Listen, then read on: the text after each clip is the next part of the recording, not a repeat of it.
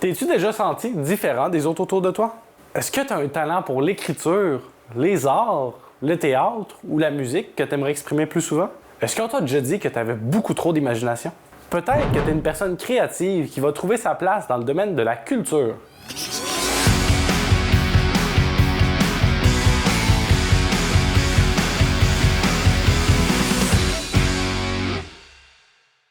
Le domaine de la culture est vraiment très vaste et ça se reflète dans le nombre de familles différentes qu'on y retrouve. Il y en a 8 bien distinctes. On commence ça. La première famille de ce domaine est celle des arts d'expression. C'est celle à laquelle on pense le plus rapidement avec les arts de la scène comme le théâtre, la musique, le chant ou la danse. C'est évidemment les artistes qu'on voit performer sur scène, mais aussi tous les artisans qui travaillent au déploiement visuel du spectacle, comme les concepteurs de décors et d'éclairage, les chorégraphes et les régisseurs de plateau. Et les arts d'expression, c'est également des arts plastiques comme la sculpture, la BD, l'animation, qu'elle soit 2D ou 3D, ou la peinture. La prochaine famille est celle des arts appliqués. On fait ici référence à la créativité et à la dextérité manuelle. Dans le fond, être habile de ses mains. Dans cette branche de la culture, on retrouve des domaines d'études comme la photographie, le dessin et la communication graphique. Tu seras peut-être surpris d'apprendre que les soins esthétiques comme la coiffure, la manucure et le maquillage font aussi partie des possibilités. On peut également choisir la voie du design intérieur comme option. Tous des choix disponibles dans la famille des arts appliqués.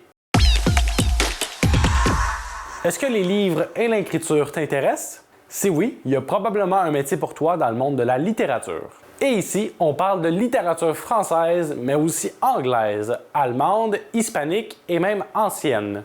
Dans le cas des langues étrangères, tu pourrais devenir traducteur, interprète ou enseigner ces langues.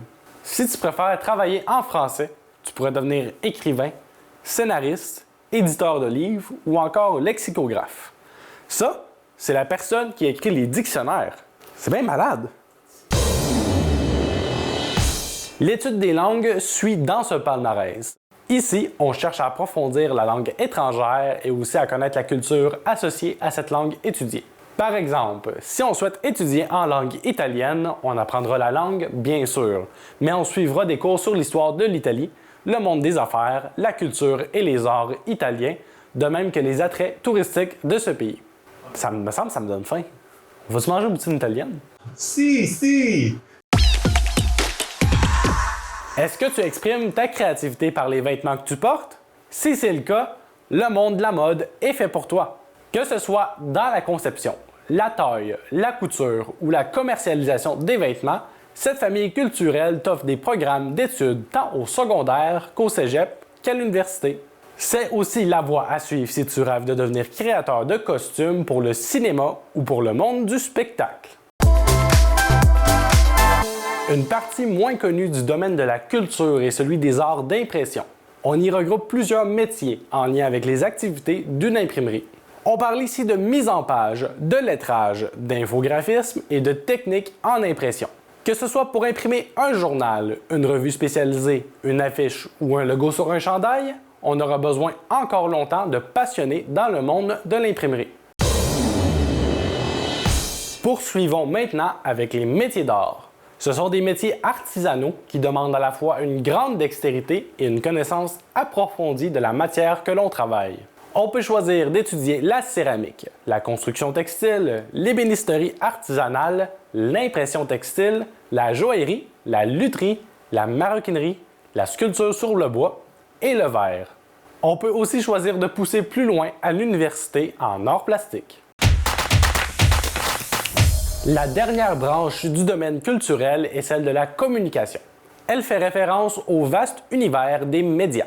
Que ce soit dans les journaux, à la radio ou à la télé, sur le web, sur papier ou dans un studio, les professionnels de la communication peuvent être autant devant la caméra et le micro que derrière.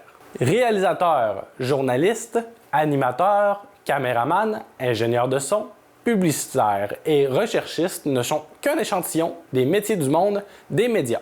S'ajoutent également à ces emplois les idéateurs de contenu multimédia et les concepteurs de jeux vidéo. Et pour conclure la famille de la communication, on retrouve le champ d'études de la politique et des relations publiques. C'est l'heure du quiz!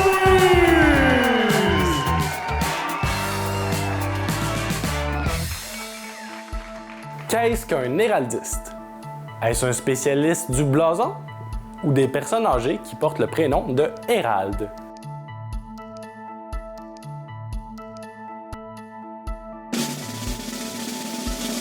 C'est un spécialiste et dessinateur de blasons, ces petits emblèmes qui représentent les familles nobles ou des municipalités.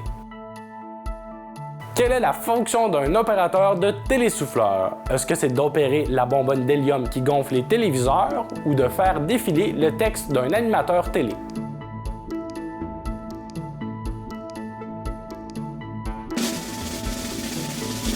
Le télésouffleur est un outil de travail dans le monde de la télé, utilisé pour faire défiler le texte de l'animateur devant la lentille de la caméra.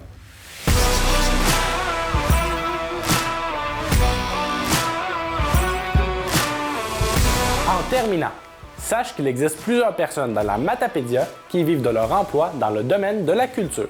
Que ce soit des artistes, des artisans du monde du spectacle, de la télé, de la radio ou de la création de contenus multimédia comme des sites Internet, ces personnes occupent une place importante dans notre région parce qu'elles contribuent à nourrir notre culture matapédienne et notre sentiment d'appartenance. En plus, un grand nombre d'entreprises ont dans leur rang des personnes très créatives qui mettent leur imagination à profit pour trouver des solutions innovantes et inspirantes qui font la fierté des habitants de la MRC de la Matapédia, la région de tous les possibles. Allez, à toi maintenant de trouver ta place.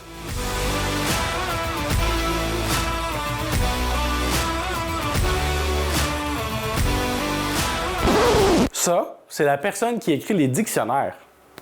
Malade. Malade. C'est bien malade. Malade mental.